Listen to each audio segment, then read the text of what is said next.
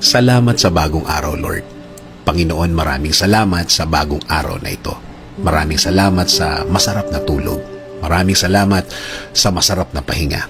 Alam ko po, Panginoon, na ako'y binantayan ninyo at inalagaan ng buong magdamag.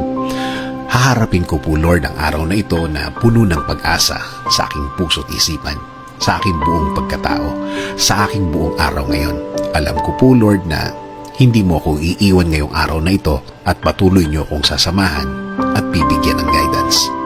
Maraming salamat dahil ginising mo ako ngayong umagang ito at alam kong ang araw na ito ay magiging blessed dahil andyan ka, Lord.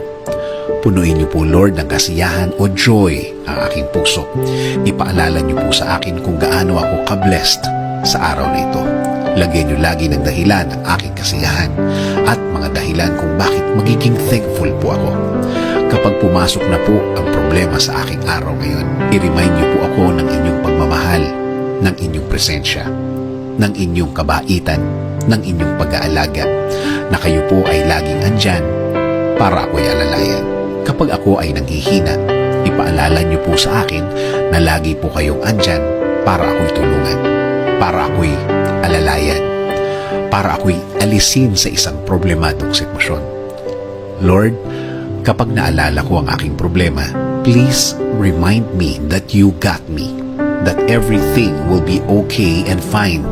Please remind me also of my purpose.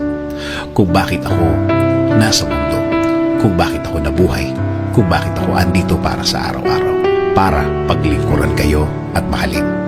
Kasama na ang mga nagmamahal sa akin at nagpapahalaga na kayo pa din ang dapat masunod sa aming buhay. Naniniwala kami sa inyong plano na lahat-lahat na gusto niyong gawin sa amin ay makakabuti sa amin, na ang lahat ng plano ninyo ay makakabuti sa aking kinabukasan at kinabukasan ng aking pamilya. Lord, patuloy niyo pong pasukin ang aking buhay. Isinusuko ko na po sa inyo ang aking araw-araw, ang aking mga gagawin at aking mga plano. Patuloy niyo kaming bigyan ng guidance sa araw na ito at sa mga susunod.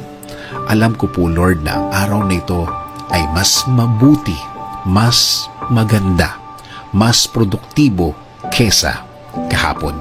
Dahil ang lahat ay magbabago kapag kasama ka namin, Lord. In Jesus' name we pray. Amen.